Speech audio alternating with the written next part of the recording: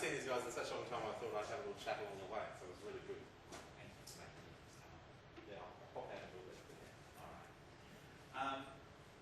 Okay, hello to everyone out there in Sincere Land. Here we are back in S15 again, and I've invited a good friend of mine, Tony Barry, to come along and have a chat to us all about VCE. Tony and I have previously taught together for about 5 years, something like that, 5 or 6 years, where Tony was the head of IT and I didn't do all that much, just sort of rode on his coattails. And Tony's currently the head of IT at a very large private girls' school here in Melbourne, where he oversees more than he'd probably like to at different times.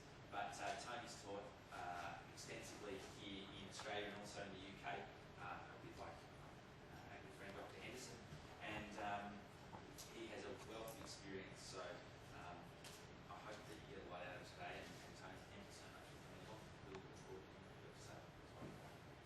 Okay, as Mike said, I hate the expression, I'm currently a practicing teacher. People use the term practice, but currently teaching at girls' school here in Melbourne, independent schools, which offer VCE. And Mike's asked me to maybe talk to you about VCE. So there's a lot of documentation, a lot of information that will be available, and I'll show you where it is and how to get to it. But I do want to make today about, I've sat some of these lectures and I've gone to similar to what you've done, and I've had someone go through all the areas of study and all those points, and that just about killed me going through all of those, of which I remember the first one and the last one. I missed all the middle ones because there's so much terminology that you have to get with your technology. So what I want to do today is really give you some information about next year for you, because I presume you'll all graduate? Of course. Confidently. And you could be in teaching IT. So what I want to do when you get to the school is there's probably just a lazy 1,000 kids running around, all asking you questions. There's a whole lot of procedures to learn. There's a lot of things that go on. And if you do take a VCE subject, there are responsibilities for teaching that as well, as in all your VCE subjects. So I want to look at that area for you. So at least when you get into your school, you've got something that you can hold on to and say, I know that I'm going to be doing this correct. Also, where do I go to get help? Because nobody knows everything. You'll always pick up information. I go to lectures and we all go to things and we pick up information. It's really important that you use the people around you, that you come back to university people in schools, and people at your school. You don't have to do it all on your own. So it's really important that you do that. Okay. Now, as I mentioned, I've taught VCE probably 7 years or so.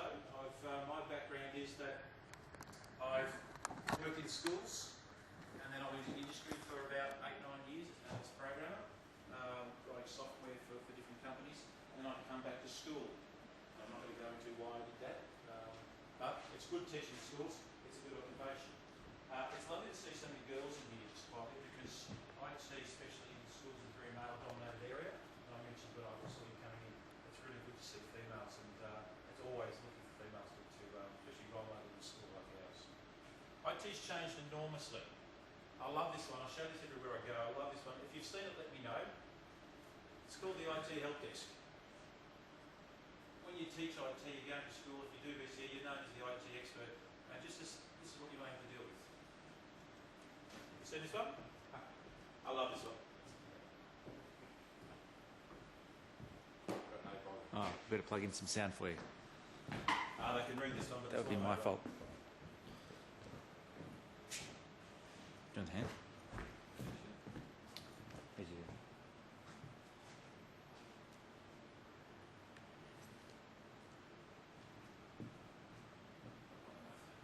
Hang on, just let me curl.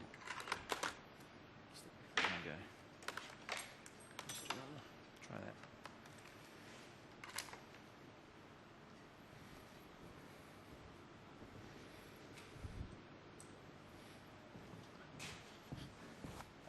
Set for school. You don't need the volume for this. I'll turn off the next one so I don't have to stop it. But in my classrooms, I don't have my audio on.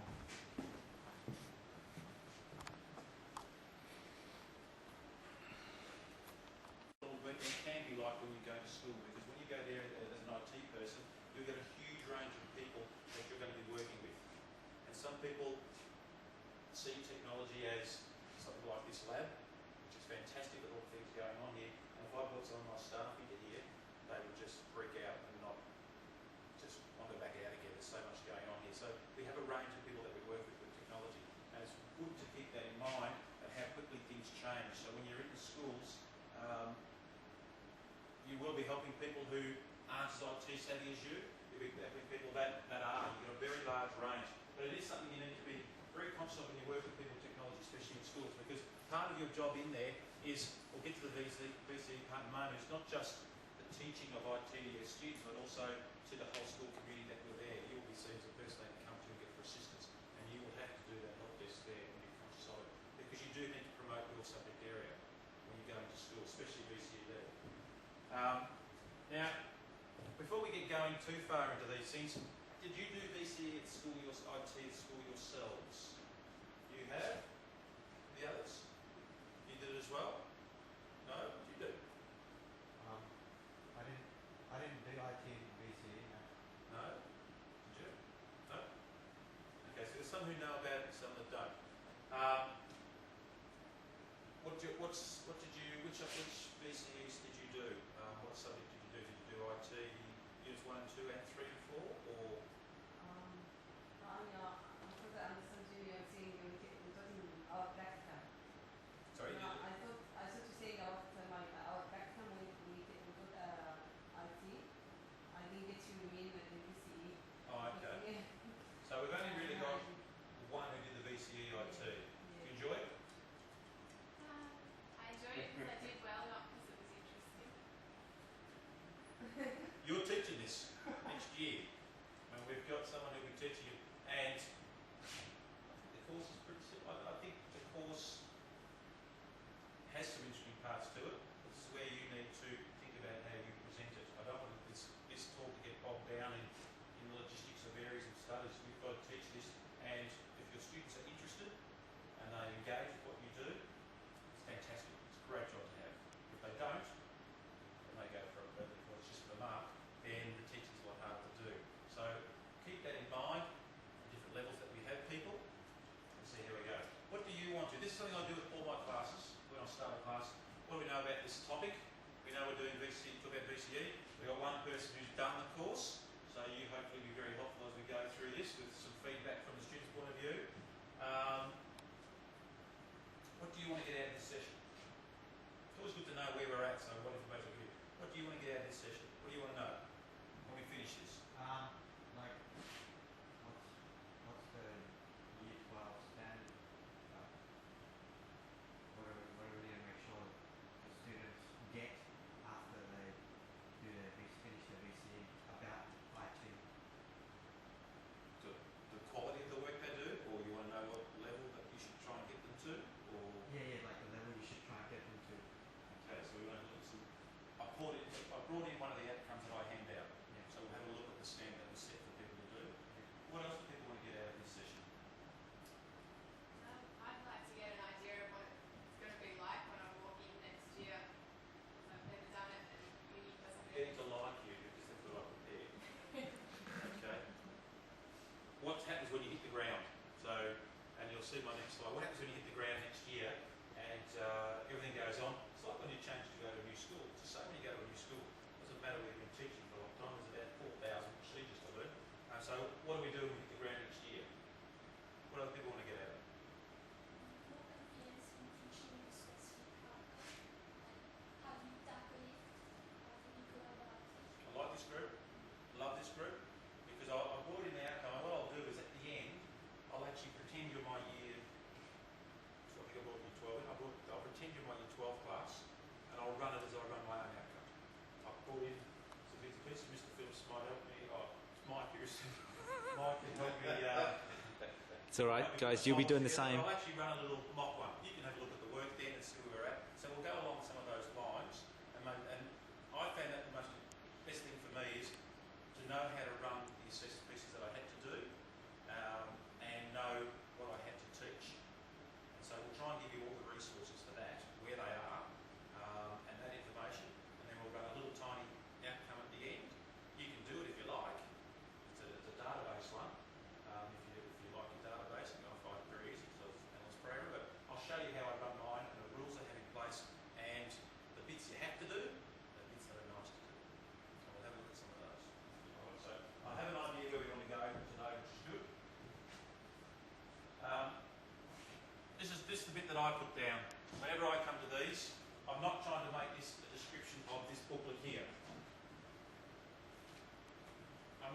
through every page of this booklet. I went to an IB conference and I sat down and the guy brought out this book and he went, every line, 3 days, lucky to be alive. So we're not going to be going along those lines, but please ask questions as we go along so that you can get as much as you can out of it. Because this is what's going to happen. Congratulations, you've graduated, you've got your first job, you walk in, February, end of January, you meet all the staff are great, teachers are great because they're not all about money, they're great fun. You'll meet all those, the kids will come in, kids will test you out a little bit, you do it to your teachers, they'll do it to you, and then let's get into doing it. And they do respect teachers who know clearly the work that they want to be doing, especially if you go to a girls' school. Girls' schools, I'm very fortunate, I've taught co-ed schools, I've taught boys' schools and girls' schools, and they like to know what's going on very clearly. Right, a bit of background for you. Does everyone understand VCE first of all? Right, well you've all done VCE here, so you all understand your VCE. For IT you have this, Units 1 and 2. That's offered. That is all, it's called Unit 1 IT in Actions, Unit 2 IT in Pathways. Be aware the actual handbook that we have, they change every 4 years. They change next year. So I've got some documents up there that I'll talk about, and I'll show you where to get all the latest stuff. But we're right at the changeover year, so some of my stuff is for this study design, but there's also a new one that's just being released, which is coming at the moment. I'll talk about these in a little bit. Now this is how it works. IT Unit 1 and 2 should be fun.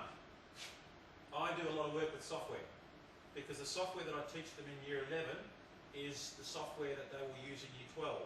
In Year 12 we want them to actually know what they're doing with the software, and we actually want them to produce work of a high quality.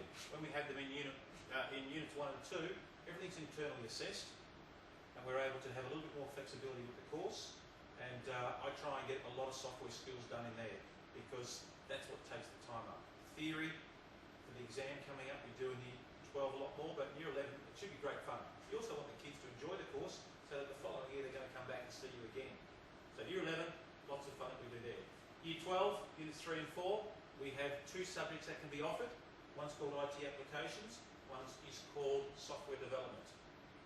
Alright, so students in Year 11, some schools will run it in Year 10, or run Units 1 and 2 in Year 10 and offer either or both subjects in Year 11. Some schools will do it Year 11 and Year 12.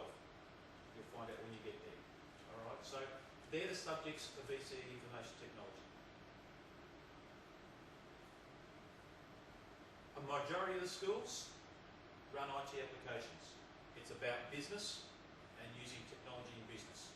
Looking at information systems, people, networks, collaboration, and a lot of schools will offer IT applications. So my bet would be, unless you've got a very strong programming background, you probably, if you pick up a VCE subject when you're in your first year, you would probably pick up a Unit 1 or 2. And if you're the only IT person there, you might get a 3-4 in IT applications. Okay?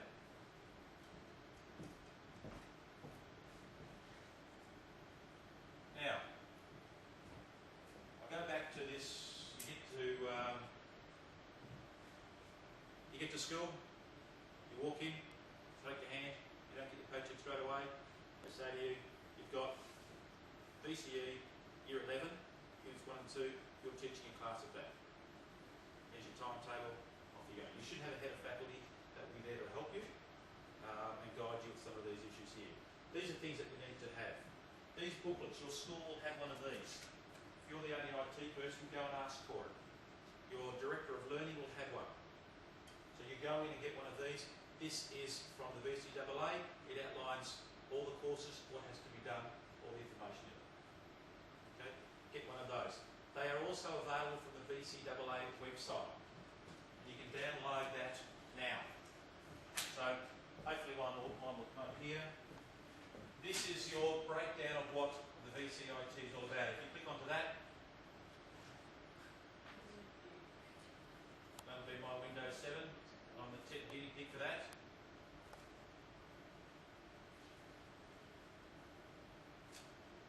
I won't have to go back to the slides. So this is their website here. Have you guys got wireless or access to this at the moment in here? Yep, they will. If you do, can they get access to it on those machines in here? Yep, they sure can. 3 and 4 for both IT applications and software. Now, I know I've upset you, but we also had the national curriculum joining us. But IT is not one of the, this has been recorded this part, premier subjects. So we're down the trail about when that will be implemented, and this will be censored. If we knew more, we'd tell you more. But the national curriculum will be coming along very shortly as well, so stay tuned for that. But you must plan and prepare for your students, and next year you'll be using the new study design, and you will need to be with that. Fortunately, a lot of the resources that we use in this current year, which I'm going to talk about, are also relevant to be able to use in the new study design. It's just some of the topics are slightly different. There's a slight change on their problem-solving methodology, which we'll have a chat about in a minute. So that's a resource. It's a must-have. So when you get to your school, go find out where they are and collect that information. Go to this site.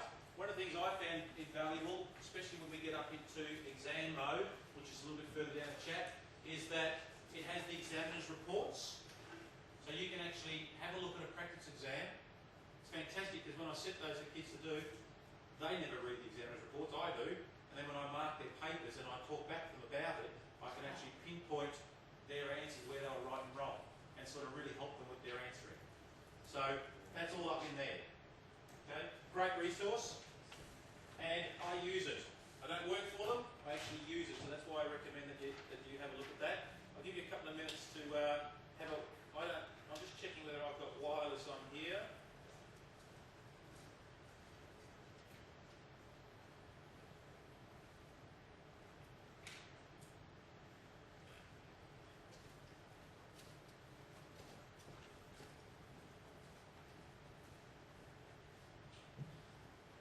I've got up to here. Just need to be password in, I think. Fussy like that. And now I accept the terms and conditions. So have a little flick through the site. This site covers VET, VCE. It has other resources. It also has a book list, but I'll get to that in a moment. So that's the first thing I do when I go into a class. When I go to school, is I collect all that information. Is that very much different from CE?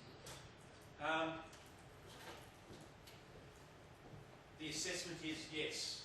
The VET, remember VET comes in two pathways. VET has it's a vocational training, and it actually has the vocational aspect of it. But you then do extra pieces of work to get your VCE accredited score as well. So just because it's a VET course, it still can be part of your inter-school.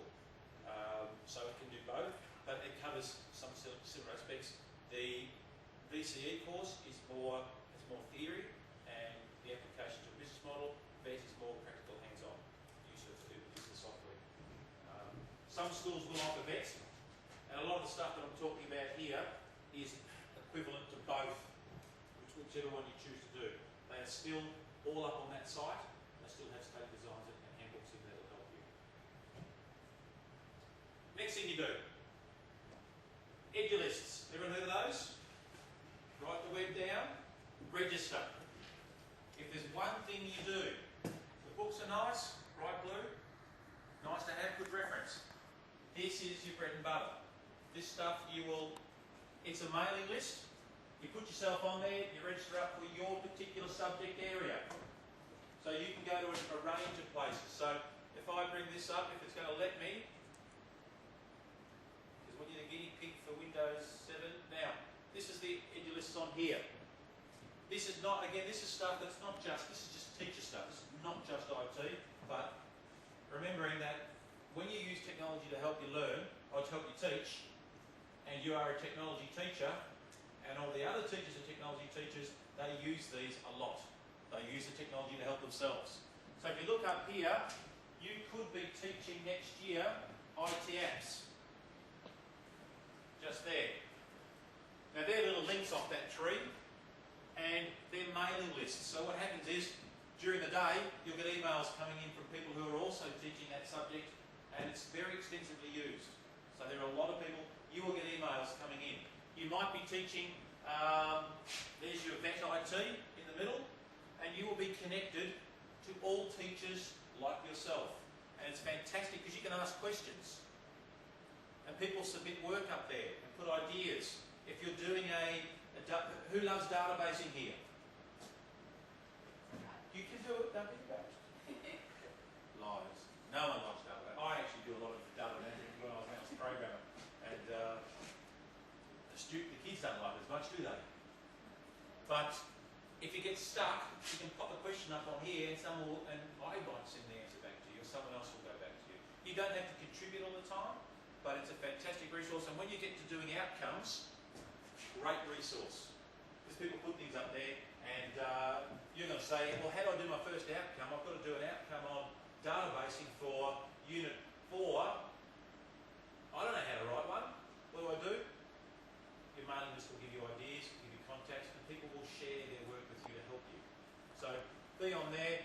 No one comes around and checks you. You can register to more than one, and you might decide if you're doing vet IT, you might also register for the IT applications. You might also look at some of the other Unit 1 and 2 as well, and collect information from all of them. And what you end up getting, and all it basically does for you is, if you're with your mailing lists, I wasn't in at work yesterday, that's just, so your emails do back up. But I will get emails come through. See, I'm one at Atom, so they send me information through there, and you will get emails depending on how peak the time is. You get emails from people in the lists and talking about different. So here's one coming here. It's come through to me in my mailing list, and it was saying to copyright and creative seminar for teachers at ACME. Nothing beats the real thing. So there's a copyright session going on. Do you want to go and do it? Some are free, some you pay for. Some might say, I'm having trouble doing a SAC. I don't have a criteria sheet. Send it out. Some will give it back to you. So can't stress enough how important that is, because don't forget that when you teach, you don't teach the one subject. You've got a lot of things going on. So it's a really handy resource to have people to talk to. Is everyone happy with that? How do you register? Just subscribe. Yeah, just subscribe. Punch in your details and away you go. I try and make sure, you can go on now, but I use my school account for school specific things, and they all come through to my mail server at school, but I know you guys have got Google Apps here, so you get your Gmail. You can use your account and get things coming into you. So that's the next thing I do. Alright, VITA is Victorian Information Technology Teachers Association. When you go to school, go up to your Director of Learning or your Head of Faculty at IT and say to them, does the school have a membership? If so, can I have the username and password? Website, vita.org.au. If they don't, ask the school if they will pay one for you. I pay for our one at school, and I pay for, we have a media person, and I pay for her membership to Atom. Because it is about, this is the teachers. This is not the VCAA, these are actual teachers, the same as you're going to be, sharing information with each other. There's an upload and download resource site, and you can't find a SAC or you don't understand one, go grab one. Bring it down, tailor it to suit your students. You can never get one that matches it, that you can just take down and use as it is. Because all people, all the different socio-economic genders, there's a culture, you have to alter it to suit your school so they're interested. You can't just grab anything down, but you'll get a lot of resources there that are fantastic to use. The site looks like this. Okay, and sits in here.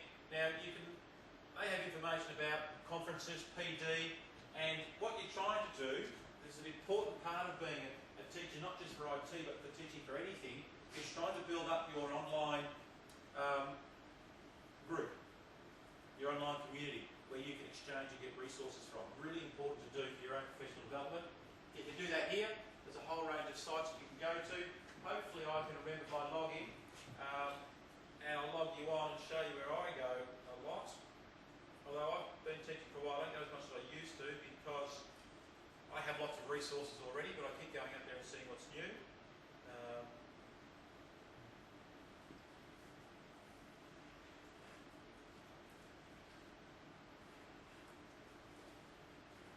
Alright, so I'm logged in here. You can go to the resources. And that's where I was last. We got I've got the teacher section here.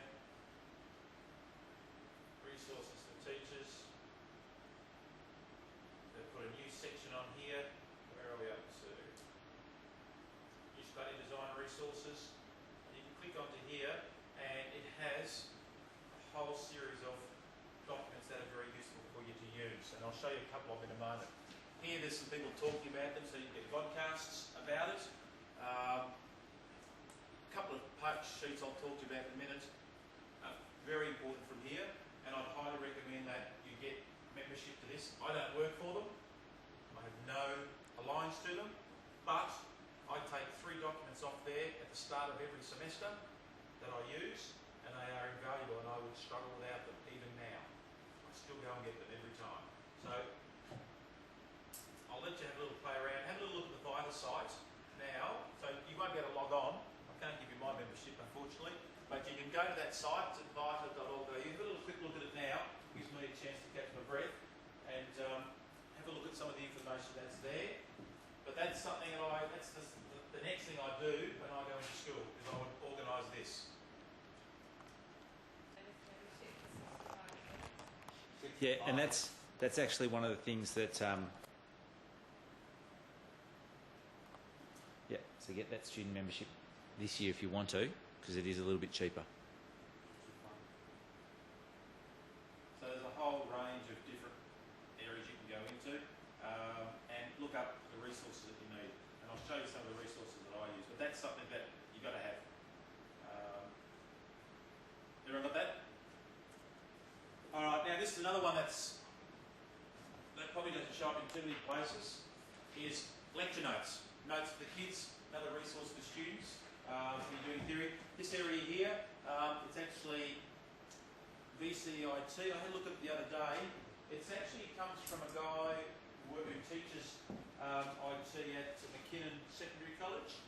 And if you go off to this side here, I looked at the other day because I knew I was coming in to see you, and it front page, there's something wrong with the front page at the moment, but don't let that sway you, that'll be fixed and back up. Of course, the time I want to come and show you, first time I've ever seen it like that. But if I scroll down this page, this has,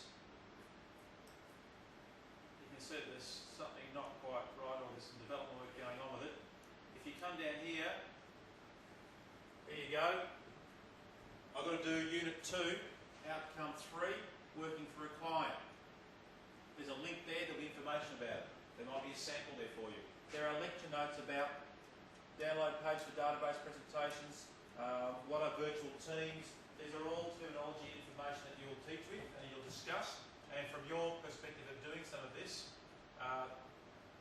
you can scroll down and have a look. There's a lot of topics, networks. One of the topics that you do in Unit 2 and Unit 4 in IT applications and networks. Here you are, networks and networking, an introduction, wireless, the internet history, building a file server, net etiquette, search engines. There's a whole range of information. So I'll have all the different topologies of networks, whole series of notes. Great for revision for the students, not bad for revision for me as well. So don't think that it's just for students. I go in there just to refresh my memory. There's also particular notes and worksheets that come in. So you might say to the kids, they can go to here. Here are some notes that someone's put up. We look at the network cards, the different types of networks, hubs, switches, LANs and WANs, and so it covers a lot of the material. So that's available for you. So far you've got hold of what you've got to be teaching here. Is it here? You've got hold of Vita, where you can get a whole lot of resources to help you, worksheets, and a whole range of things. You yourself. So far you've collected a lot of resources that you've now got available for you to use. So, and you've got your Edulist group with actual other teachers that you can talk to and get advice from if you cannot get it at your school. If you've got 4 or 5 IT teachers in your school, fantastic. But if you are by yourself, these resources are just very, very useful to have. There's also an IT glossary, but I'll do that in a little bit. Okay, everybody happy with that? Can I ask, does anybody have any other resources they want to contribute in here while we're here? Because that's one of the purposes of what we wanted to do, is we wanted to know what level, what information. Does anyone have any other sites or anything that they know? You've got your Google and all the other areas you can go to. There are millions of places to go, but these are pretty recognised ones specifically to BCE. Any other ones people know of? I'm pretty happy to get them as well. You see, there's always resources you can find. All right, assessment. I bet you would have liked to know this before you did the exam. Assessment. There's a couple of things in here. We'll talk about Unit 1 and 2 first. And Unit 1 and 2, the assessment is based on outcomes. They seem to call them outcomes in Year 11, and they call them SACs in Year 12. They're the same thing. Okay? Outcomes. For Unit 1 and 2, the kids have to do 3 outcomes, and they have to pass 3 of them to pass the unit. So my girls have finished Unit 1, they've all passed their first 3 outcomes, and they are all internally assessed. So for Year 11, not as much pressure as Year 12. Year 11, they are internally assessed. There are the key skills and the areas of studies in the handbook, and it tells you the skills that the kids should have. If you couple that information with some of the sample outcomes you can look at, it's very easy to marry the 2 together. So you have to grade them an S or N. And that's all you have to do. Were they satisfactory or not satisfactory? That is the only grade you give for the unit that you submit back into VCAR for it to be recorded on their records. The grade they get, the school may want you to put that on their reports, but officially they don't need to be submitted in. You just give an S or N. So Year 11 is a bit easier in that regard. Alright? So, and that will be for Unit 1 and Unit 2. Now, in Year 11 exams, there are no external exams in Year 11. However, again, I don't know the scope of how IT is in your school, but if they say to you, do you want to have a Year 11 exam, they are normally internal, and they are run by the school. The grades are the schools. They don't get submitted off to anybody. They're just internal. If they say, do you have one for your IT, Unit 1 and 2, you say, yes, you do. Because you are planning them up into Year 12. So what I do is I say, okay, I model from Unit 3 and 4. I can go get thousands of exam questions, and I actually go and get them from past exam papers. I change them a little bit, and I model off the 3-4 exam paper. If you don't know what an IT applications exam paper looks like, where do you go? Up to the site. There's hundreds of them there. So I grab a lot of that, I put them together, 20 multiple choice, 12 short answer is the standard. They take, they're allocated a certain length of time, and I actually model the exam exactly the same as the 3-4 one. That way, by the time they get to do the 3-4 exam at the end of Year 12, they've actually done it 3 or 4 times. They're used to the timing, the scheduling, and the terminology. So that helps them when they sit their exams. So if they ask you and you say yes, you do want one. Alright, but they'll probably just put you in anyway. But when you do a Year 11 exam, again, that's what I do. You can go to the VITA site. Somebody put an exam up there. You can get one from there. But I tend to model that way. But that's how it's done. Your only real requirement externally is to provide a grade of S or N for the outcomes of the unit. But you'll need to speak to your school. Some of them might ask you to give an A, B, C or D grade for the term and for the assessed piece of work, but that will be up to your school. But make sure you have the S or N and make sure you authenticate the work that they do. Unit 3 and 4 is slightly different, and this is the same. Now, I've only put IT applications up there because systems development is more a programming one, and it works the same way, and so I didn't want to do both. They're a bit competitive. 3-4 is different. If you take a 3-4 subject. Everyone know the difference between 1, 2 and a 3 and a 4? Apart from the numbers. 3, 4 is a year 12. However, they can do it in year 11, but it's part of their enter score. So at the VCE, finish your VCE, all VCE students here? Yep, you get ready score at the end out of 100. Each subject's marked out of 50. And now we have for 3, 4 this happens. 1, 2, we don't worry about it. We just do S&Ns. Here you've got to actually submit your results in for all your outcomes. And for 3, 4 subjects, they are assessed internally and externally. So you will be required to do 2 outcomes for each unit. And each unit is worth 25% of their mark. So you will get a note come from your VC coordinator saying, I need your grades, because they have to be sent in. And they are marked out of in a percentage. And they will go in as an A, B, C or whatever. And Unit 3 is worth 25%, those 2 outcomes, and Unit 4 is, you will assess those. They are internally assessed by you. You send the grades off. Okay? And you also give an S or an N. You can actually do badly in an outcome and still get an S. That's the collection of the work that they do through the term.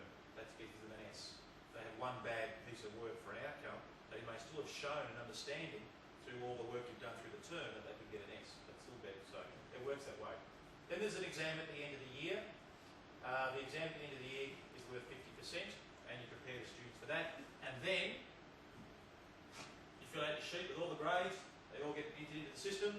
And when I could explain to you what they do with all of those grades to come out with a final number out of 50, I'll give you a call. I don't know how they do it, but they actually take the grades of your set of students and they put them into, and they mark them against the exam grade, and they sort of correlate so that they even it all out and make sure that just because a teacher gives all A's doesn't mean that they've done better than someone who marks harder. So they moderate it and they've sorted out. I don't know the exact formula for that. So, but that's worth 50% of their grades. And they get their score back. Now, IT actually gets marked down with their results. I think it gets marked down about 4, if I know what that means. VCE works on a bell curve. Have they done that? Not yet. Results for VCE have to be bell curve, which means that only a certain number of people can get 50. Only certain people can get, doesn't matter if all at the same, it doesn't matter how they went, they have to spread them across that bell curve shape, the results. So majority get 30 is about average in the middle, and then they will just take it down there. So it's really important that you do your marking quite well, and also your exams, so they do actually correlate, otherwise they move them around. Be aware for a 3-4 subject, especially with IT, because IT is not in schools as not as popular as it once was. Not as many students do it. If you have less than 5 students in your class, you have to actually go into partnership with another school. Alright? You should actually, your first year, make contact with somebody to be able to help you moderate your marking. But if you've got less than 5 students in your IT class, you have to actually go into partnership with another school. And some people don't realise that when they come into teaching, but you should be told that by your VC coordinator. Just be aware if you've got less than 5, then you're going to need to do that. Everyone happy with the assessment? That's your actual requirements that it's not optional. Yep. How, if you're going to get someone to help you be in a partnership with you with another school, how receptive is that? Are they? Can you just email someone at the different schools? Yeah, you can contact, pick a close school, either someone you know, Alright. someone you may know that you're happy to work with, you might see those. A school that's close to yours, so that you don't have to travel miles to do the moderation. You can contact anybody. I've had a partnership. We had a partnership this last year, so I've had a couple of partnerships that I've had to work with. And it's the lovely thing about teachers is they're actually there for the benefit of the students, so they actually by nature like to help. So I don't ever get any negative responses or anything like that. People are happy to help if they can. I mean, I'm here when I've taken time from work to come and help because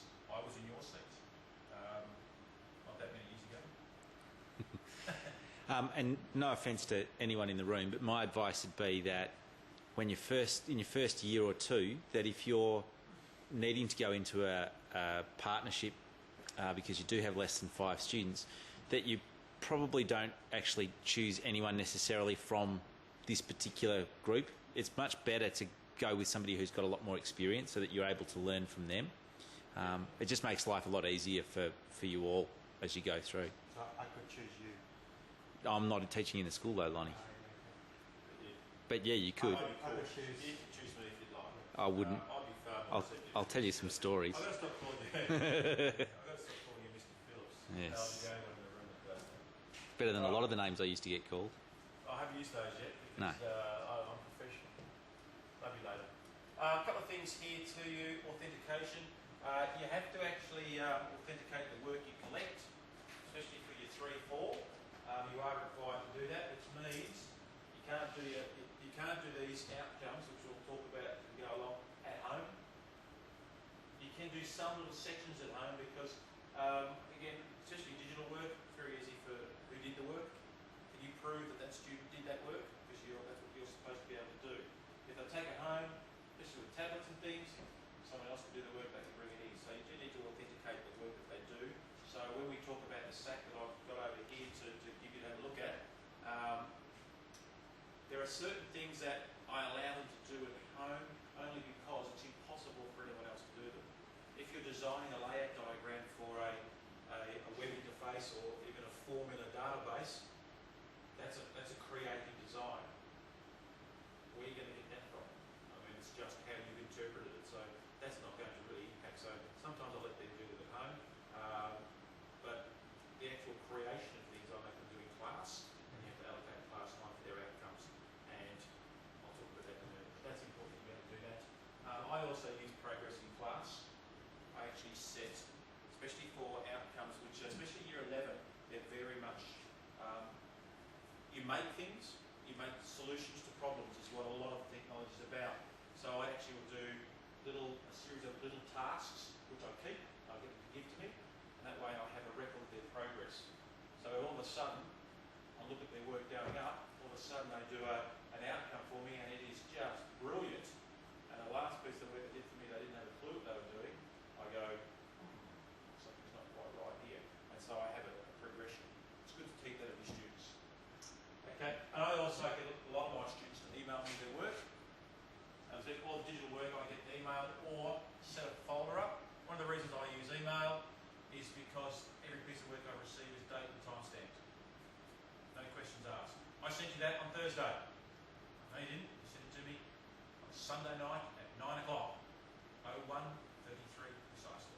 It's all time and date stamped. So not that I have any kids that give me any problems with that. I just like that, and I don't lose work either. All right, let's get down to, so that's giving you lots of resources. You know what you have to do now, and we'll look at the outcomes. You know the internal, external requirements that you have. The little thing I want to have a quick look at is, let's get to the classroom now and start the class. What do I do when I go to my class? I keep a folder like this. Oh, by the way, I meant to mention to you in resources, you'll also get a textbook. Sorry, I forgot to mention that. You'll get a textbook. I'll pass this around for you to have a look at. This is the one that we use. It's Nelson, Information Technology. This is Unit 1 and 2. Obviously, there's the IT apps 3 and 4. There are a few different companies. Have a look at the book list at the school you go to. If you get a job before the start of each year, have a look at what they have and get a copy. You go to your library, they'll order you a copy. This is a teacher reference from our library. You've got to give it back. But these are a valuable resource to have as well. This particular one we have here, it actually has practice SAC or practice outcome, so you can actually use that, how to prepare for the outcome that you're going to do, and the students have references there, and so do you. So there's a textbook that you can use, and that's an important reference for you to have. So that one there does have it. Now, others swear by the other models, but they all have a very similar thing to them. Now, as a teacher, I keep my folder. And this is just personal, this is not any requirement. I keep this and everything I hand out to my kids I put electronically up on the server and I put into my folder because kids still, some like paper, some like digital, but I always have my folder, and in it I've got everything that I've given out to them goes in here. Because some students are beautifully organised. Some of them are not as gifted when it comes to organised. And when they come to exam prep or getting ready for an outcome, you've given a lot of notes. I always get them to prepare themselves getting ready. And if they've got them scattered, did I get that or did I miss that piece of paper? I can simply go, do you have this? Do you have this? Do you have this? No, I don't. They go and photocopy or they get them down here and they can just visually see it. And I find that is the best way, especially with some of the boys that I used to teach, that when they had everything there, they were fine. Remembering that a lot of the outcomes we do are open book. Okay? If we do a test or an exam, it's an assessed piece of work as an outcome, and we do. The network one is an exam, is a little test. Not everything is construct, but they're open book. They can take notes in because they've got internet resources and helps. So there's a lot of things they can use some of the notes that you do. Take them in there. Okay. So that's something that I do there. Now in the notes, one of the things you should do as a VCE teacher, and I wonder if that link will work.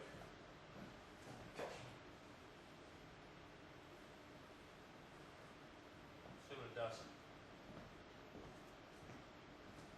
One of the things you should do as a VCE teacher when you go in there is give the students a rationale and a basic structure of the assessment, etc.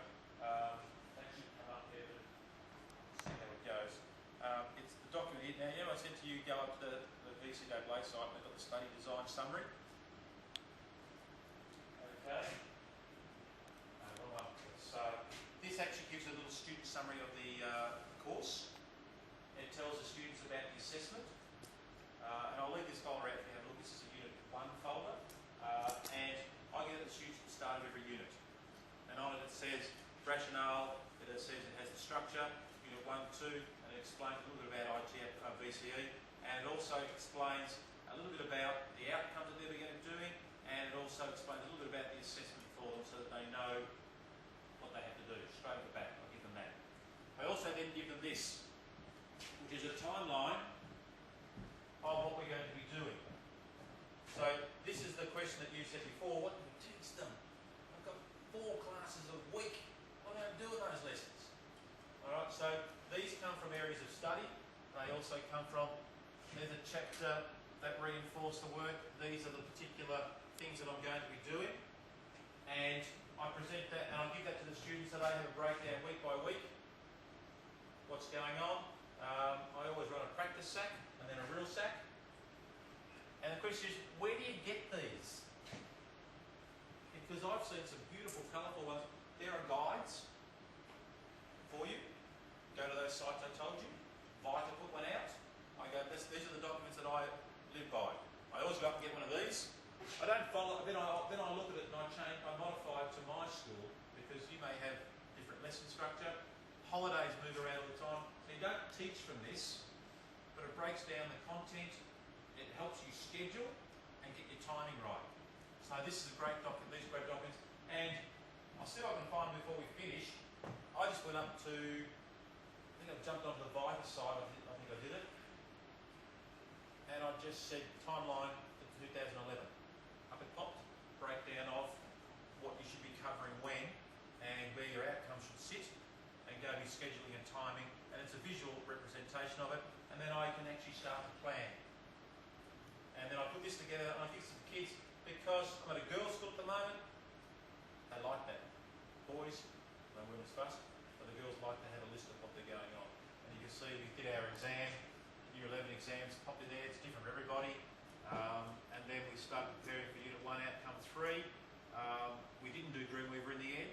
We used Prezi. You all use Prezi?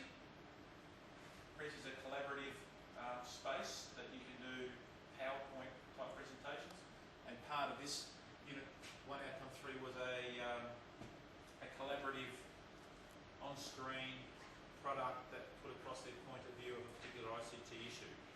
And we use Prezi because it's collaborative. So I didn't do the website. I went for that, and there's the schedule. So that document you can get, or a similar one, you can get off from Vita. That's why I always have them there. Alright, the other thing I give my kids is that's the timeline. They also give them this glossary. This is also a series of words that we use in technology. If you desperately want this, I will email it to you. Because why do I give them this? Because one of the things they have to learn to do is start to answer questions accurately with the correct terminology. So you need to start using the words. A number of times when I get a Year 11 student, I say, why would you build this database structure and put it into this company? Because it'll make them far more efficient and effective. True, but it doesn't mean anything. They have to know efficiency and effective, efficiency, time, cost, effort. They can break it down and say, how do we bring that to the company? So they've got to start using the terminology clearly, and the only way they do it is to show them what they are, and then they can start using it clearly. And then you have to talk that way and reinforce it yourself. So you should have a little look at this. Efficiency, effectiveness is the big example that everyone will tell you about, because everybody writes, we put IT solutions in because we make things more efficient and effective, but they never describe how that happens. They just use the terminology. So it's important that they know this. So I give that out as well. That's the first three things I give out, well, at the start of the year. And then for Unit 2, I give a new timeline, and that's really because the other ones carry right through. So that's some documents that I give out. So there's my first lesson done. Kids know where they stand. You also have a clear idea of what you're doing, and you're on your way with it. Just remember that they look fantastic in print, and I have them here, but I don't stay on this exactly. This is my guide. It's the student's guide. So many things happen in schools that are out of your control that you have to have some flexibility and viability. In Year 11, the group I've got at the moment, they won't see this, will they?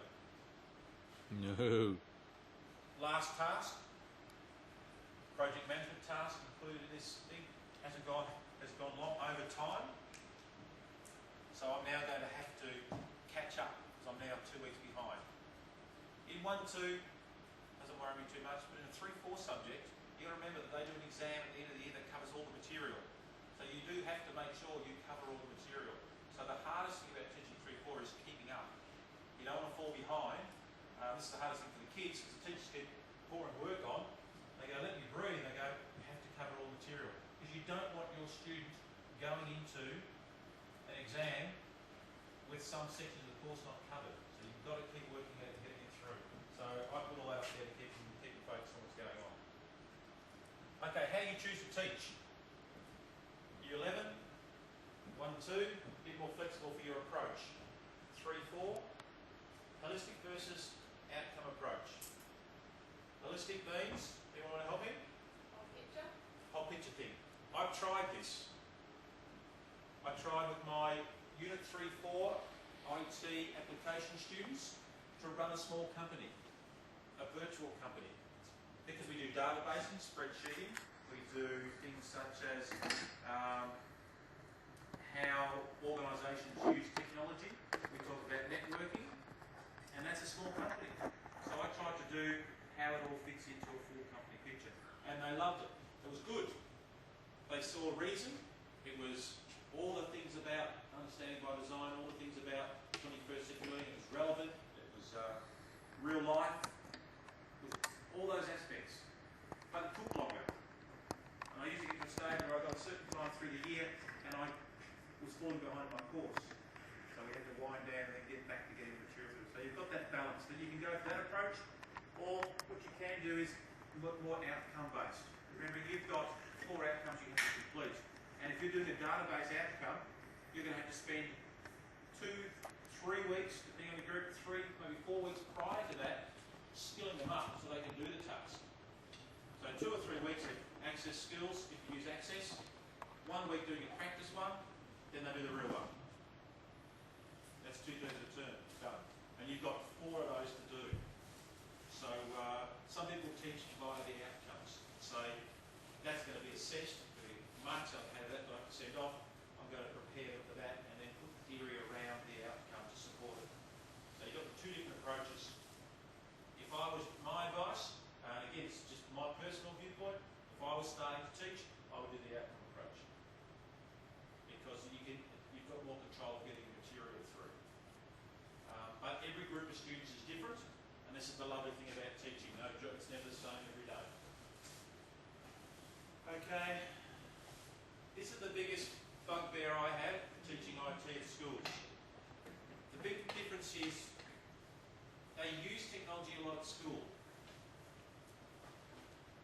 We all Facebook us here, and we all have you use a lot of technology. Okay? How many of you create with technology a lot? So, how often do you create with technology? You just use a lot of it. This is what happens to you. Now, when you do an IT course, it's about IT in organisations and how it affects you and how you use it. So we create a lot of things. We create spreadsheets. We create databases. We create virtual environments to collaborate in. We'll create a website. We are creators. That's what the course asks you to do. Kids sometimes don't see the fact that why do we do a system development life cycle? Why do we do a problem-solving methodology when we just use technology? You don't need it. But if you make something, you've got to have a problem-solving methodology. That's one of the main topics that you cover in the course. And why do we have that? Because they're going to produce something. So you have a client. The client tells you, we run cross-country. This is something that I've had to do. We run cross-country. Everybody has to write their names down to chaos. How can you make it easier for me? I get all the names, there's 1,000 boys, what do I do? Well, what could you do? If someone said to you, I want you to run cross-country for me, how would you make it easier? That's the problem. I have 600 people running a race, and I want you to tell me who came first to last in that race, allocate points. How would you do it? You tell me. I know how to do it. I know how Tony did it. How would you do that? Because that's what this course is. Company is an athletics association. They want to use technology to make things better. How are they going to do it? The steps you would go through are your problem-solving methodology. Let's do an analysis. What was the problem? What are your problems going to be? It takes too long to write all the results down, so I don't want to do it by hand. What other choices do you have? Come on, don't sit there sleeping. I've been in your seat before. How would you do it? You each get a barcode and use the barcode scanner. Okay. Where do you get the barcode scanner from? Library. How would you print the barcodes? Use a printer. What font would you use? Barcode font. Yeah. It's just a number. There's still a number on a barcode font. You print it onto what? A label. What do you do with the label? Give one to each kid. Then when the kid runs over the line, you scan them. What program would you use to store that information? You'll know. You know. Where would you put all that information you're scanning? Into a? No. You like them. Sorry? In a database. Then you can extract out what you want to do. So you've just done an analysis. Okay? You've just done an analysis of the problem.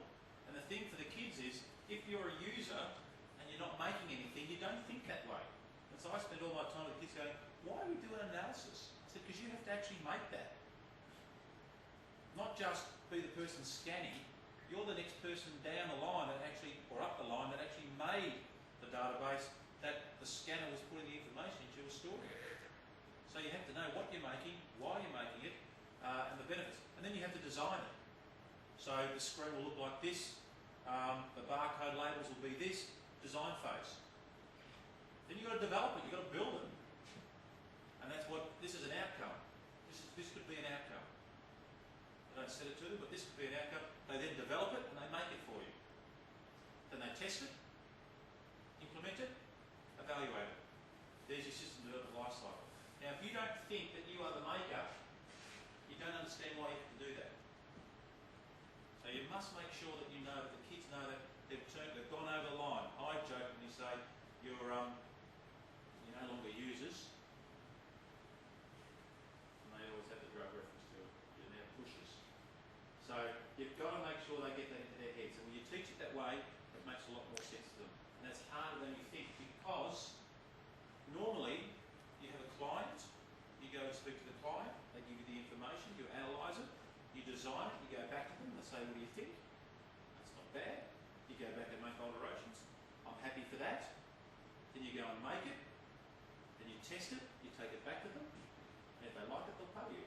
But we don't have, quite often the kids play that role of being the client and the developer, and to distinguish that between the two of them is difficult to do, and you need to do that when you teach, especially for your outcomes, because then they understand why they're doing this life cycle. Because let's be honest, the system development life cycle, the problem-solving methodology, you can't get any drier than that when you're delivering material. But it's very usable and very important that they understand it. Okay. Now, do you cover that in your course, the problem-solving methodology, and some of the material that? We haven't as yet, but it's coming up. Okay. And just as an aside, the sorts of things that Tony was talking about there, as part of your job being an IT teacher in a school, aside from the VCE and the actual teaching, building stuff like that barcode scanning system for the house cross-country, you'll be asked to do that. Tony's been asked to do that. I've sat with him under pouring rain in tents, scanning soaking soggy bar tags that were falling apart, and we realised that next year we actually better sort of laminate these things because it was getting a bit hard to scan some of them. Tony, I've seen write programs for house athletics that'll record every student, what place they came in, how many points for that particular event, who was the, who's going to be selected then for the state or for the school athletics team based on these results. Kicks out into another table, it'll look up points to give an overall house winner and all sorts of bits and pieces. They're the sorts of practical tasks that you'll be often asked to do. In fairness, I worked in the industry for 9 years writing software for companies. So you won't be expected to write too many things, but you will get lots of questions from people. Wanting stuff developed. Yeah, little things. I was late here because I just came out. We're being audited by, we've got our 5-year review for the IB. We offer IB at our school, and they have to package up all the information and present it. So they said, can you help us burn it on the CD and do a front little interface for it? And so I'll sit there and do my analysis. And I'll design the screen up, and then next week I'll have to go and do a little prototype, take it over, show it to them. But this whole thing about, and this is a lot about what IT in year 11 and 12 is all about, the process. Okay. Now, just a light, this came up in, at a PD that I was at. One of the big things that's happening about technology in schools is that technology teaching is about understanding by design is what they might talk about in your school, which is a new, not new, but it's looking at how students best learn. And one of the things that they talk about is problem-based learning, and that's very big in technology. Here is the problem, resolve it. Can't wait to see how you go with my SAT. Don't give you. Resolve the problem. Here it is. And the students use the resources available to them to come up with that. And when you think about the amount of resources available for you with the net, especially for technology, when you're developing things, because all people who use technology put information up there, because that's what they do, you can really think about how you present your tasks to make them fun and interesting. I'll show you this here. I think I've got my volume. I want the volume on this one. I'll show you this one here. I saw this last month, and make you think a little bit about how you use technology, because you've got to make it fun and interesting as well. I've got audio for this. Should do. As long as there's audio on your computer.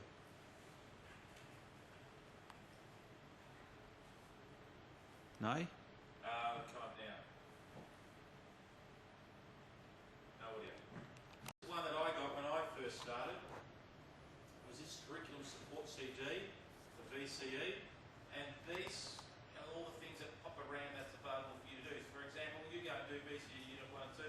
Unfortunately, this is for the current block, and I can ask if I can permission to bring it in and give it to people, but you can look in here and it says, okay, Unit 1, here's all your sample outcomes. So for Unit 1, if you're teaching this year and you have to do an outcome, you can come in here and say, oh, let's have a look. In fact, Unit 1 outcome 1, I did the newsletter. And what you do is you open it up and it actually gives you the task. Okay? Heavy clothes. Of course, I look at that and I look at they're the key skills. I sometimes use these for the actual practice sack. And then I actually used my son's primary school. They had to make the newsletter, but I use the case study from here to support that, and it breaks down the task and helps you do that. So this stuff is around. You don't have to think of all of this yourself. Because you start thinking, I've got to create all these outcomes. Plenty of these around that you can modify and change and use to suit you, that give you the structure to put things on. So this was a CD that came from Vita, and you can see that there are lots and lots, and if you get onto that Vita reference resource and you get onto that, the Edulists, all of these documents start getting sent around, and you can ask for people to help with those. If you said to me, can you send me a sack? I've got a whole truckload of these made up, I can pass them on to you. That's how you communicate. There's your web page formats and conventions, and all the different things that your booklet will tell you need to do. They'll all be in there for you. Okay, so that's a great little resource to have. It has more than just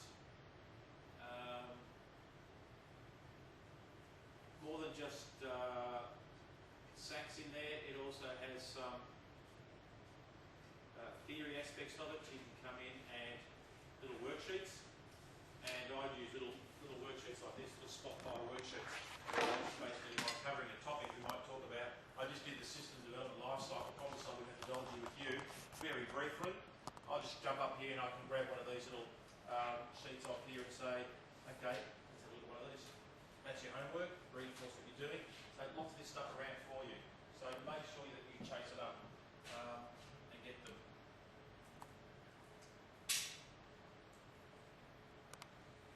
Okay. Now, last thing was, how am I doing for time? Am I going for long enough? For as long as you want, Mr. Barry. You're going to help me with this. Right here. What do I do? This is what I do for my outcomes.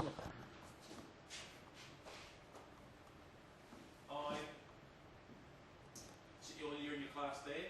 You have your computers in there, so it's very hard to take a book. Normally what I do is, you're doing Unit 4 Outcome 1. This is an old one of mine that I gave out. It works this way.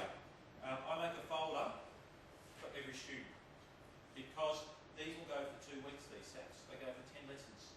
2 weeks. And that's providing there's no athletics on, there's no public holiday, there's no excursion, there's no illness. They're going to go for 2 weeks. So 2 weeks can be difficult to manage if you have a number of kids all over the school that are involved in things. So some SACs go for 1 lesson, they're great, just a test bang. But for an IT one, 2 weeks. By the time to do analysis, design, create it, it takes a bit of time. So I do a folder. So I walk around, everyone gets a folder. Now your SAC was supposed to be in here, but I had to help somebody before I came out here. So I would give a folder out to everybody like this. In that folder, Mike, can you give me a hand with this for a second? Yeah. In your folder, I would, by the way, always do a master one for yourself, because in case you've got the forms wrong, can I get you to give out these? Now this is what goes in your folders. This is tried and true for me. This never lets me down. This is actually, hello, welcome to Year 12. You must be reading it. You might even recognise this one.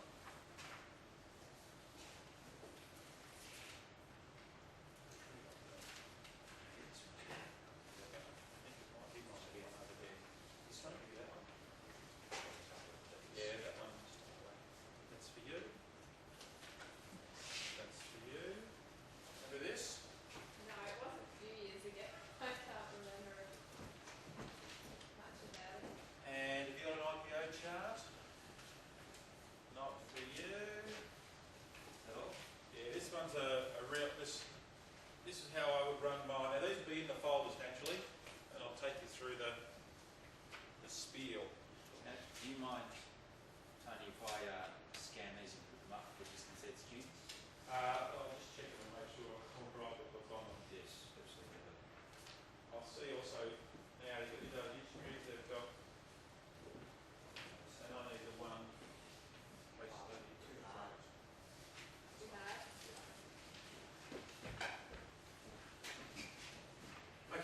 be my skill when I come into my class. First I'd say, you weren't asked to open the folders and put them back in.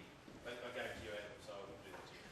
So they'll be in your folder. I'll say, okay, before you begin, I said, outcome, these are serious, these are allocated marks. I do it with my U-levels as well. So you work individually. And so I would come in and say, okay, can you please open up your folders? We've done a practice sack beforehand for this. And I would come in and say, here's your folder. Open them up, check what's in them. So I go through, make sure they have all the documentation. Now you can see that this is very structured. Okay, these are very well structured for the kids to do these because there is limited time, and I actually draw the answers out of the kids for some of the questions that I ask. So I don't just say, describe this, or give me your analysis. I actually put in 6 or 7 questions. If they answer the questions, all the information I want to come out will come out in the answers to those questions. Hence, I get a good result. I get a good answer, a well thought out answer. So I do that with those. So I will get them to check that they have all the sheets of paper. Once I've done that, I would draw their reference to this. And I actually do this the lesson before I give the sack out. I sit them down and I go, let's have a quick look at what you have to do. This is your criteria sheet. So have a look at it. So basically have a look at this, guys. What you're going to do is you're going to have to identification of the major elements involved in managing the project, development of a timeline and representation, Gantt chart, complete a very large monitoring project. So they're going to have to set up a project task in Excel. We'll have done all this, and it's going to be worth 16 marks in total. So you're going to have to set up a number of tasks and a project, a Gantt chart to represent how you're going to complete this task. That's part of this whole thing. So we will have done this with some little practice activities beforehand. They'll also get Excel, they'll list their tasks, durations. There's only one person, so it's a bit easier. And they'll map out, I'm going to put 2 lessons into doing this, I'll allow 4 lessons for this, 2 lessons for testing, 1 lesson for that. And then during the course of the 10 classes, they will then go through that and say, okay, did this class, this went a bit quicker, that took longer, and they'll readjust it 2 or 3 times and keep a log. That's one part of the assessment. So I'll go over it with them. The next thing I'll do is, it says, okay, analysis of the problem experienced by the organisation, proposed criteria and strategies used to evaluate the solution ability to meet the organisation's decision-making needs. This is all the jargon that comes with your book. I didn't read it to you. And basically that's doing analysis of the problem-solving methodology. Analyse what's going on, what's your solution going to be. And we draw them to that with these questions.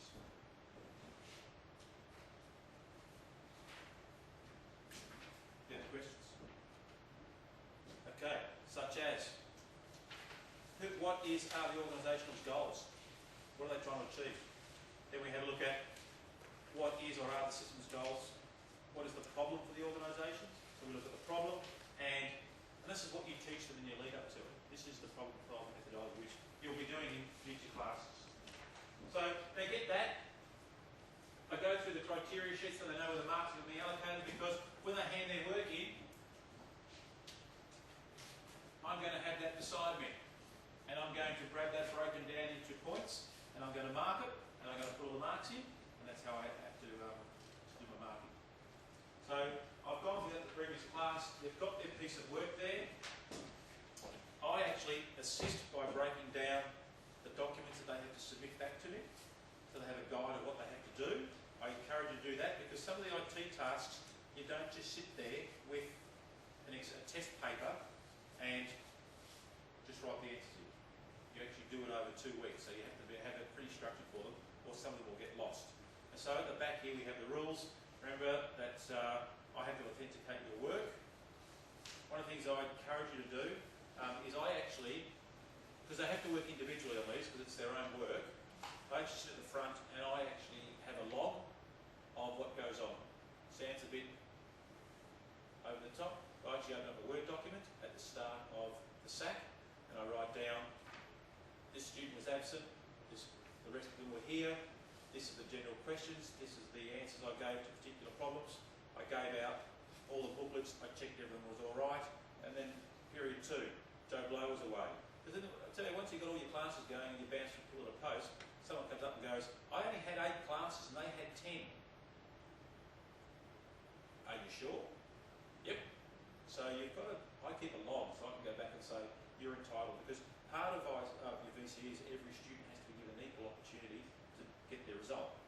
can't have some students having 8 lessons and some having 4. They all have to have equal. So I keep a log of what I do. And that way, if there's any problems, I can just go back to my Word document and I'll just sit there and type it up at the start of the lesson. I'll set them all off. Once they're settled, I check around, and if I have any issues come up, I just type it in there and the answer so that I know that everybody's getting their info. So that's what I would do there. They work on their own. I give a list of the documentation that I have to receive at the back. All work is to be your own. You cannot speak to anybody about it. When you leave the class, you're not to discuss it with others. You're supposed to do it by yourself, so there's not to be discussed outside. They may practice outside of the class particular skills. They may ask me questions if they like, but nothing they can ask me can be specific about the SAC. So they'll normally ask me about the practice SAC. And I can show them how to do validation. I can show them how to build tables and do indexes. I can do that with their practice SAC. They're happy to ask me questions and I'll do them outside of the class. But I cannot talk about anything on here. Okay? And that's the rule that I have in place, because I can't answer the question for them. It's their work to do. Because these go into their 3, 4 subject areas, so you've got to be mindful to give everybody the same information. And so they'll give that to them, and then off they go. They do the task. I get a little rest at the front, and then they answer your questions, wander around, end of the lesson. Okay, all your work goes back into the folder. The folder goes back to me. I take the folder with me because most of the work has to be authenticated, so you do it at school. You have to do it at school. Layout diagrams they can take with them, but the folder comes back to me. And then I have a folder set up on the server. All electronic work has to be copied up to that folder before they leave the class. So I have a copy of all their electronic work, and I have a copy of all their written work in my possession before they leave. And when they come back next class, what I can do is I have a copy of, so our girls have tablets, so they can go home and keep working on it, which they're not allowed to do, because they'll have to give even time. So when they come back in the next class, I have a look at the piece of work that I don't do every student, but I go through some of the students and I go, okay, when you left last lesson, you had just the tables made. I come and see you in 10 minutes in the class, and you've got all the reports, queries, and forms made as well. You can't do that in 10 minutes, so you've been working at home. So I have little records to them so I can monitor who's done what. And they have to copy up into every session where their work is. And that way I can authenticate that the work is theirs, and I've done my part doing that.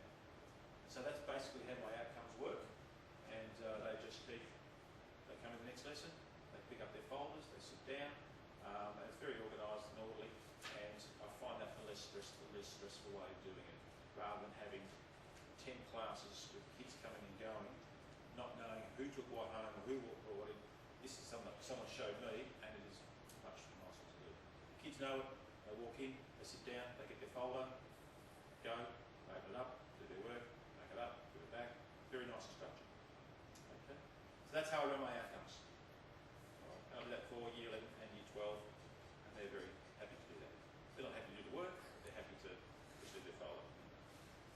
Okay, anyone have any questions on their outcomes? Can you refer to questions? Yeah. Do you class with sample questions? Yes, I tend to, if you read that, what I found is that if I just give that out and say do an analysis, kids sort of write down, you don't get the stuff you want out of them. Whereas, did I give you this one here? No, you didn't. So if you give them something like that, that actually is the analysis. Do you get one of those?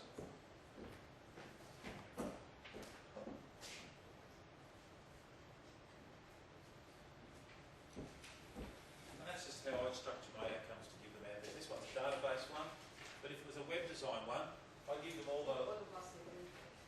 Oh, this one. I would give out the layout diagrams and all the things that go with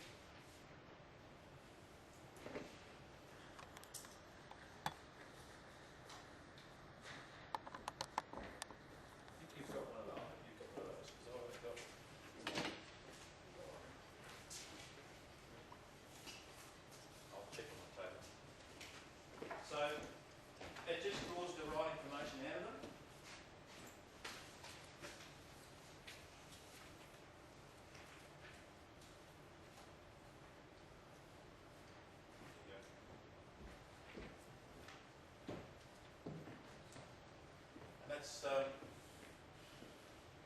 because when you're marking, when you have to mark them against criterias, and the criterias are actually in the study design book that you get. And once you start marking against things, have they discussed this, and you sort of direct them to what to give to you. I give out, when we do web design work, I'll give them layout diagrams, the sheets, so they can draw up what they want to do, and you do that beforehand. And that's what happens in your classes when you're not doing the SATs. You do all the weeks teaching them how to do all the databasing. You'll spend time talking about an IPO chart. What's an IPO chart? Input, processing, output. Show them how to do those. What's a data dictionary? Talk about tables. And all of a sudden, all the terms I'm using are all the terms that the key skills and areas of study that they talk about here. If you go into your booklet and have a look, it'll say they need to know about tables, fields, flow charts. And they all just blend into how you present all this to build up to be made in that database. Okay. Does anyone have any questions on those? Is that enough, Nicole? That's perfect. That'll be, if anyone had any other general questions they'd like to ask, please feel free. I think that's enough for you now. You're getting a bit tired, and, or I'm getting a bit tired. And I've got a general question. It's Yep. about when you start in school. What happens? Do you normally just get allocated subjects, or do you have a say in what you might oh, teach? wonderful bumper. First year teacher, You know that totem pole idea? Yeah. you get a timetable given to you when you get there. Especially when you're a new teacher, wherever you choose to teach, or wherever you're fortunate enough to teach, you'll be given a timetable. Secondary, you've got your subject disciplines, and you'll get your timetable. And although it would be nice to say I'd like to teach here, here, and here, it has to, number one, the timetable has to work. The timetable is bigger than any person because of all the blockings and everything. But each faculty will also say we'd like, we'll stock around who teaches where. There'll be some movement from there.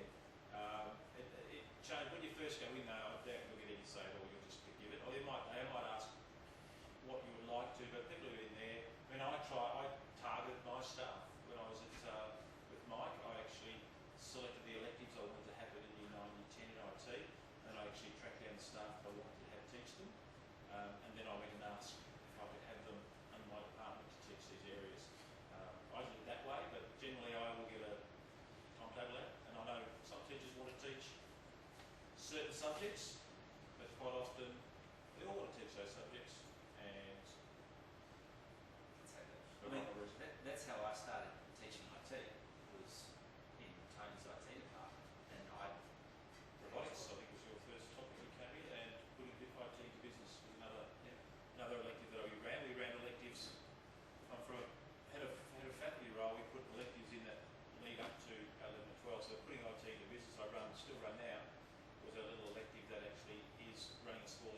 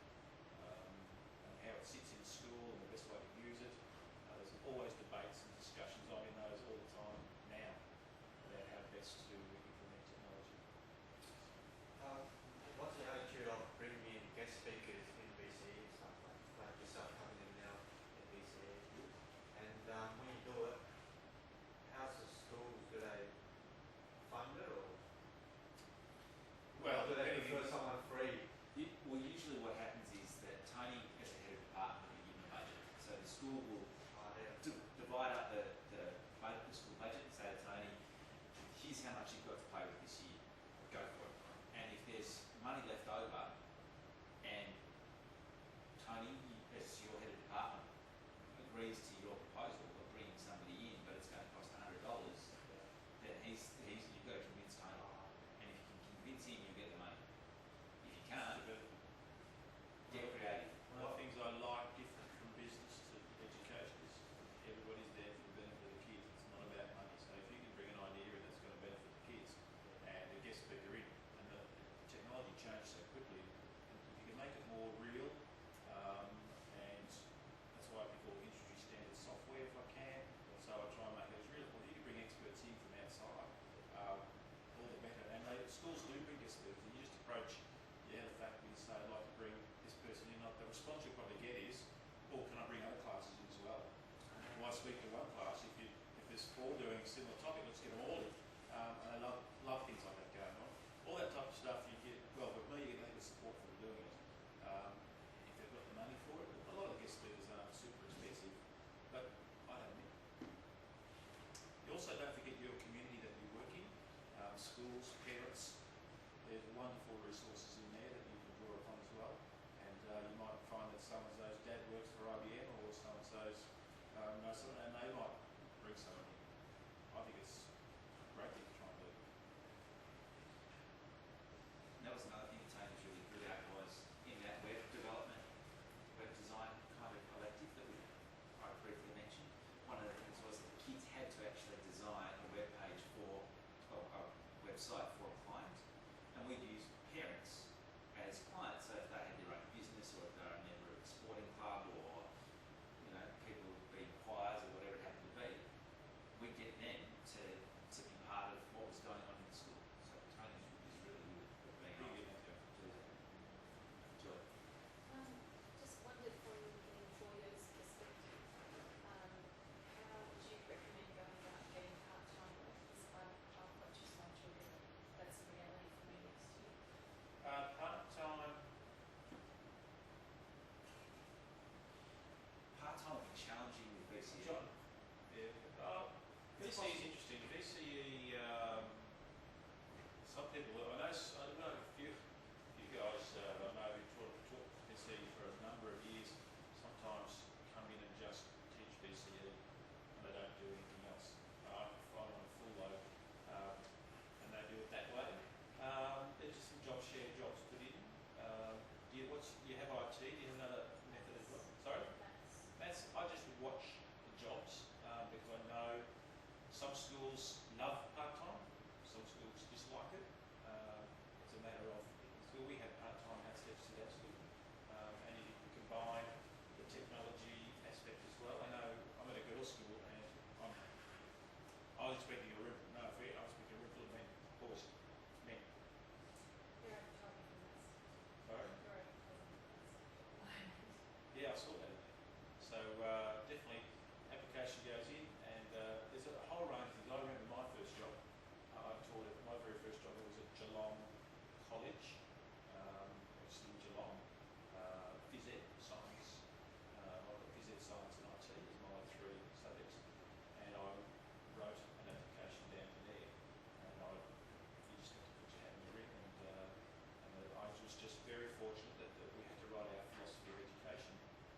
Wrote for a 22,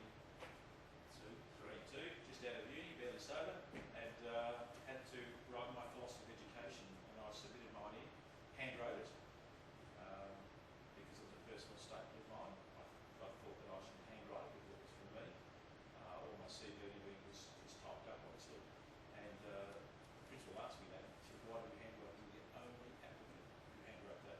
He just happened to say, well, I just happened to think the same way that he did. It's just putting yourself in those positions and go for it. Schools now advertise broadly because they sometimes like to fish. Teaching, there's not an abundance of teachers. If you're physics, I think you're a showing breed. A lot of physics people around. So what some schools will sometimes do is they sometimes fish a little bit too. They'll say, I would like to get a teacher who does this and this.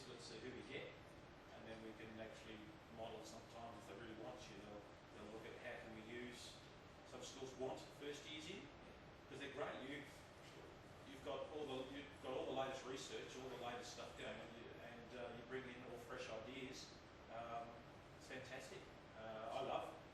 If I have an IT position, I'd love I'd love a female IT to come into a school to role model to the girls, especially in primary and secondary, to come in and support and do the IT. Fantastic part-time. Like get money for it. And what Tony was saying about schools going out there and fishing and stuff, the school that we worked at together, we actually both started at that school in the same year.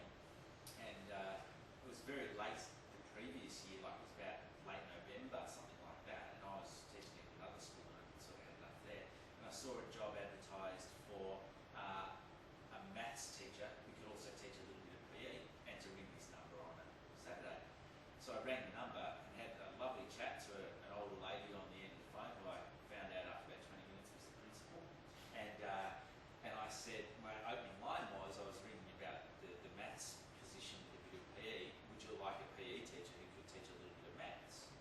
And because I'd never taught maths before, I didn't quite tell her that. But that was kind of how they ended up getting me. And it didn't quite fit, but we sort of all made it work. And so you often find things like that. The old method used to be September. September all the jobs used to come out because you have to give a term's notice when you resign. That used to be the way it was. And so September everyone started to put jobs in September. Now you don't have to give a term's notice, 7 weeks, and people tend to move at different times of the year. So you just have to keep your eye on in the paper. I'm obviously in an independent school. There's independentschools.com. They have all the jobs listed in there, and you just have to apply, and the time will come, and just keep applying. When I first applied, because I was in industry, and I applied for a couple of jobs, and for VCE, and I'd never taught VCE IT at all. So they said, we want someone with experience, and you don't have any, but you've got a lot of industry experience. So we like that. But you go, so I'd get 2 interviews, and they'd bring my referees up, and they'd go, oh, he just hasn't taught Melbourne 12 before, not so too sure. And then I went to Melbourne Uni and did just a postgrad IT education focusing on Melbourne 12. And then I went back to the same 2 schools, because they reapplied a year later, and I got offered both jobs, because I had the experience there. So it's just a matter, if you don't get it, you just find out, just adjust and tweak yourself till you find it there. But once you're in, it's a lot easier looking when you have a job. But it's like my first programming job. Going from teaching back into industry to program, just getting in that first one. It's just legwork. I ended up getting, and then you think it's going to, this is how you do it, and all of a sudden, something pops up, and I go, oh, it's 2 days a week. Hang on, what's her name again? I ended up getting my job into programming that way, and I got offered other jobs as well from being in there. So it's just there's no easy formula, just pick at it and put applications in and keep up with what's going on, and contact people who are at schools. And I always talk to people about what they're doing, and understanding by design is the big thing happening in schools at the moment. What we're looking at curriculum mapping, and obviously IT is very beneficial in schools to have that to supplement the embedding of IT into the program. So doing this really does help that area. So I think you'll probably get some. Some schools love part-time, some don't. It's just a matter of the combinations of teachers they have at the school at that particular time, and the dynamics. I mean, they've got so many teachers, so many classes, and they've got to get them all to fit. Sometimes they have a couple left over and they need someone to come and do some part-time. They can't, they're desperate to get some. Other times it all fits perfectly and they work full-time. So. When you were talking about how people come up to you as an IC teacher and ask for a few things to be developed or done or barcoding and stuff, and that raised a bit of a concern, considering that in our first, when we're starting off, there's a lot of work to do, and There's a lot of work to do when you're going as well. and then Heck off. so does it? Is there do you get some kind of allowance, time allowance to do these projects? I do. I would say. The projects I do some projects because I help people. I get some time allowance to support IT in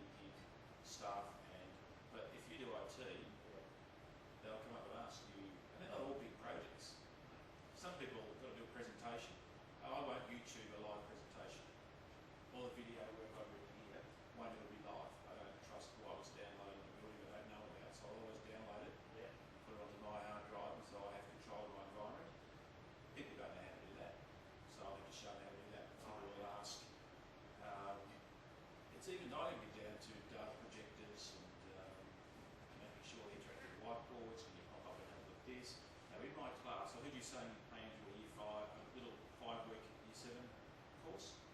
I'll sit with people and ask, they'll say, I want to do this, how can I do that in my class? And I'll sit and help with that. So I do lots of those. But people just ask me questions because you're IT, they just think, you're IT, you know everything. And I just say I can't answer them all.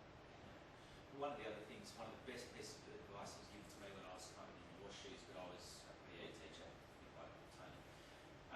Very wise person said to me that as a PE teacher, never piss off the groundsman at the school. Because, you know, you want, all of a sudden you'll need to have a soccer field marked up for an inter-school game that afternoon and you've forgotten about it. And if you get the groundsman offside, then they're not going to do you a favour. It's kind of similar being in IT. You can actually get yourself a lot of favours done within the school because you do other people favours. And that's just, it's kind of like a barter system within schools. And that's how it works. And the more that you actually give to people, the more you're going to get back from them. You're part of the community in school, so you just help if you can. But you do need to be careful that you don't help too often, because then you get run ragged. Yeah, but you will, by and large, most people will give back if you help them out. General rule is, if you start at school, you should always have a lunch break. Always take your recess and go to staff room. Sit in there and have your lunch and your recess. And don't get bogged down in just working, because you're a community, you attract people, you enjoy what you do, and you don't want to isolate yourself out. So you should always make the point of going, having your lunch, and sitting down and starting to chat with your teachers. Pot of tea, some scone. Don't mind a pot of tea now and then, but that's the important thing to do with your teaching, is because that's the lovely thing about teaching, is the people that you work with, interaction with the kids. It is a social job, and you need to try and do that. And it does get hard because you have deadlines, and the hardest thing about teaching is that you have to stand up and perform 4 times a day, 5 days a week. And if you're a bit tired or you're not in the mood or you haven't prepared, you still have to stand up there whether you're prepared or not. You still got to stand up. And that's the hardest thing about teaching. That's what my friends don't understand. That, for example, I've got reports due. We used to, as families go away, we would take our work up and do some marking and get reports due. They didn't understand why we would do that. I said, well, we have to, or I have to plan it. I come home from tennis one night on a Tuesday late. I haven't got one class prepared. I have to prepare that before I go to bed, because when I get to school and I get up there, I have to class ready. That's the only hard thing about teaching. Absolutely. And that kids are great fun. A few jokes. Enjoy their company. Most of them are pretty keen to do the work and like to do well if you are interested in it. Their time. Well, Tony, on behalf of everybody here, and just to say that, thank you very much for coming in. Thank I you. really appreciate Nice it. to see And you I'm again. sure that everybody's benefited from your knowledge and skills. So thank you very much. Now, just while Tony catches his breath, I'm going to get Ellie, because she's going to do the video for me, because I'm going to quickly show some people a few things that I want you to do this week. I'm going to show you. All right. So, it's been, if I can make this work, I'll be happy man. Hang on.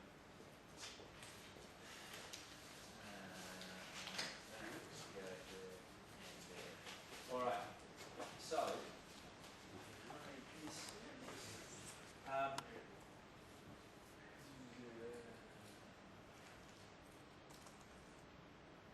right, we have been playing around a little bit with Wave.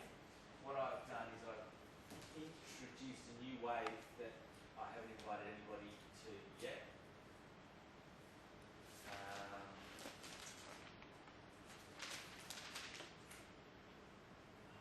Come on. Technology.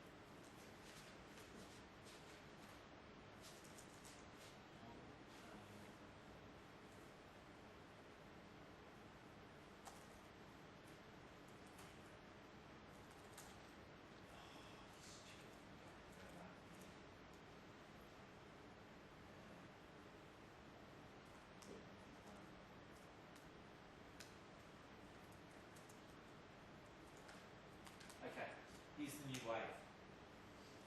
Okay, so we're in the middle of a federal election campaign. Don't know if you realise it or not, but essentially it brings to the fore a few different ideas that kind of look at the bigger picture stuff. So we've been talking about VCE, about VCIT, and while it's really important and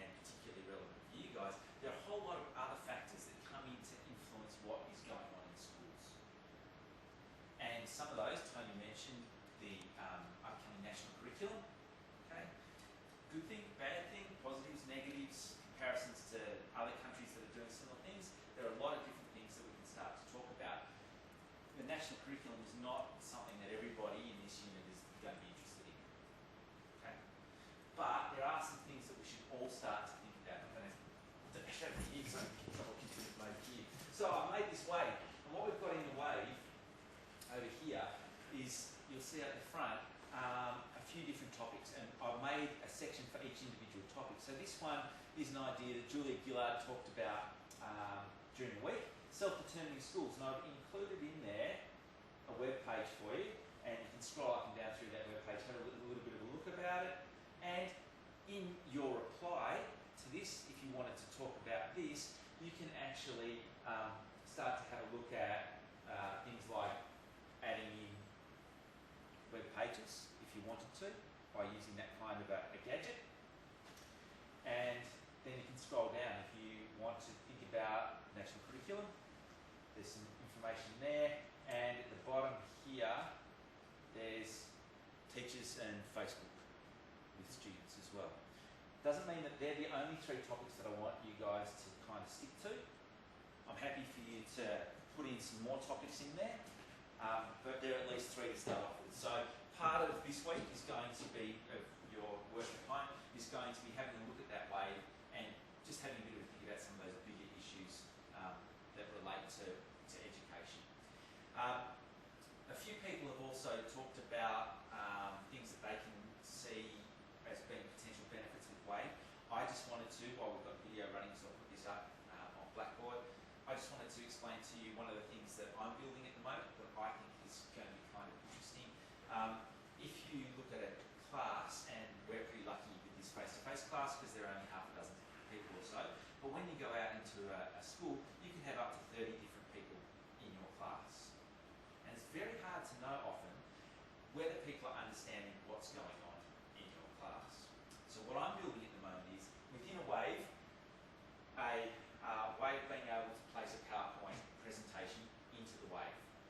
So it'll look similar to the web page that I just showed you before. Next to that, there are 2 buttons. I get it, I don't get it. Pretty simple. As a student, I understand what you're saying, I don't understand what you're saying. And what that then does is it kicks that information into a little graph, and I can see how my student cohort in my class is going in terms of understanding what I'm saying or not. And if the vast majority of students aren't understanding it, then that's actually showing that there's a problem with me as the teacher, not necessarily a problem with the majority of students in the class. It's a problem with the way that I'm explaining this thing. What it also will allow me to do is, each time a student changes from I get it to I don't get it, I can actually get a graph of each individual student's ups and downs. So I can see that it's also linked to the PowerPoint presentation, so I can see that on slide 4, when I was talking about that thing, all of a sudden, Tony didn't understand what I was talking about. Now, the way that we often build knowledge, particularly in maths, for example, is that you understand this bit, then I'll build on top of that, and you'll understand that bit, and so on and so on and so on. If you don't get step 2, then it's pointless listening to steps 3, 4, 5, 6, and 7, because you don't understand step 2. So to help students, what I want this thing in Wave to do is to say, okay, you don't get what's happening on slide 4. Well, guess what? Here are the email addresses, because we all need to know your email addresses to put you into the Wave. Here are the email addresses of 4 students who do get it. So you can email them straight away, and they might be able to help you. Oh, and by the way, because as the teacher, I've linked to that particular slide 6 URLs that I've gone out and found, web pages that explain it in different ways. Here are 6 different links for you to now go and find another way of being able to explore this information. So you're not just sitting in my class going, I don't know. Then as the teacher, I can go back and look at, okay, this is where Tony's having trouble. I can make sure that Tony now understands what's going on. They're the types of things that you can build into Wave, and so hopefully that gives you a bit of an idea about where I'm kind of going with it, and I'd love to hear some other ideas that you guys might be able to pick up over the next week or two. All right. Thanks, Ellie. Sorry?